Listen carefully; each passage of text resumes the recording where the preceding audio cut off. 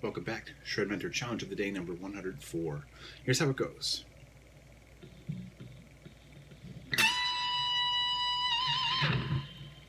Truly. Might seem like a joke, but that's really all it is. And it might seem like the easiest thing of all, but really it's not. It's actually the most important and actually much more challenging than it seems. All right, so here's the thing. If you can't bend accurately and hold the note, exactly the note, not near the note, but exactly the note. If you're aiming for a B and you go from an A, it needs to be exactly the pitch. The way that you go into it, when you first practice your bending, go a little slower so you can approach the note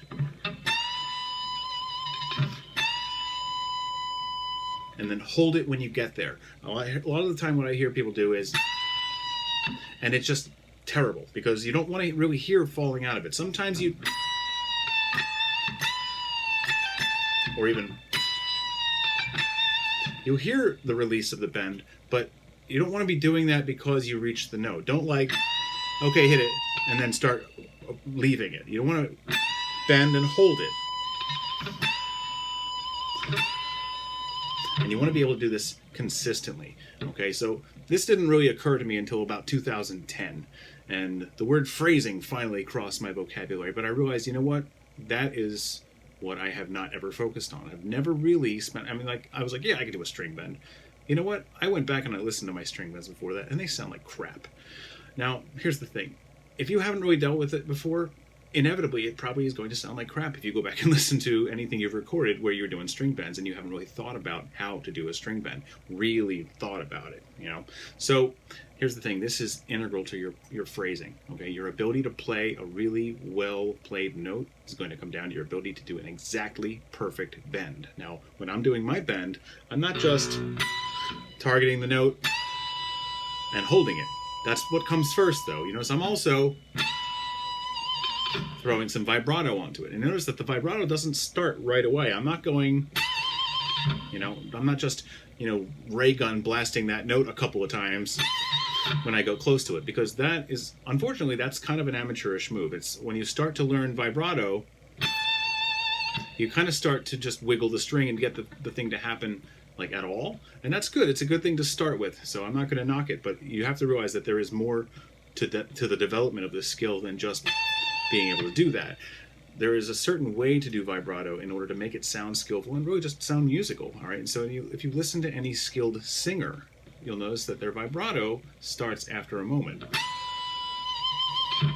So the thing is, I generally say as a guideline, wait about 1 to 2 beats. Usually I wait about 1 beat, but I bend into and establish the note, then I add the vibrato to polish it.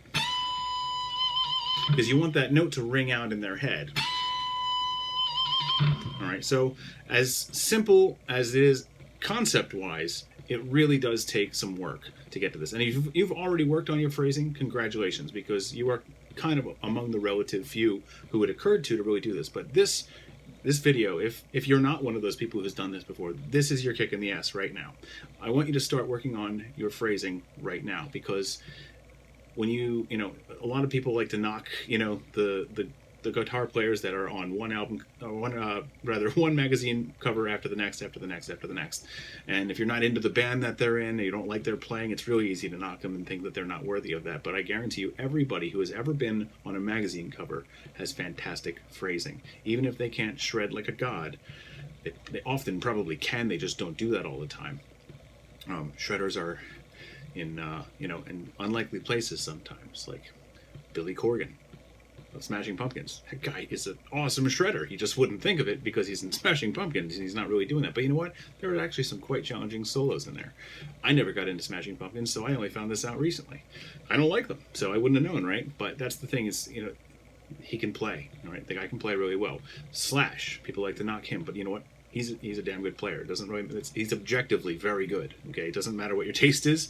I'm not into Guns N' Roses either that much. A couple cool songs from my childhood have nostalgic value, and there's some good songwriting there, but it's not my style. I don't like it, but I don't care because the guy's great. He's really good at what he does, and he has fantastic phrasing.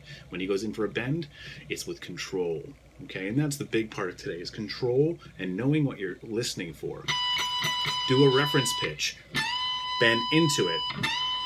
If you go over, recognize that you went over and compensate next time. If you didn't go far enough, if you went like, make sure you check that every so often, that original pitch, because if you do it wrong 3 times in a row exactly the same way, you're sort of reprogrammed your ear to hear the wrong note, and now you're aiming for the wrong note. Okay, so there's a lot of things to think about with this, which is why I wanted to throw you a little curveball here today and just give you one note, but your ability to bend correctly into an exact interval is paramount. This is one of the most important things about being able to be a good lead player. All the cool shred stuff I show you every single day is only worth so much if you land on your face at the end. Think of an Olympic athlete on a balance beam doing a whole bunch of somersaults. How impressive is it if he or she lands on their face at the end?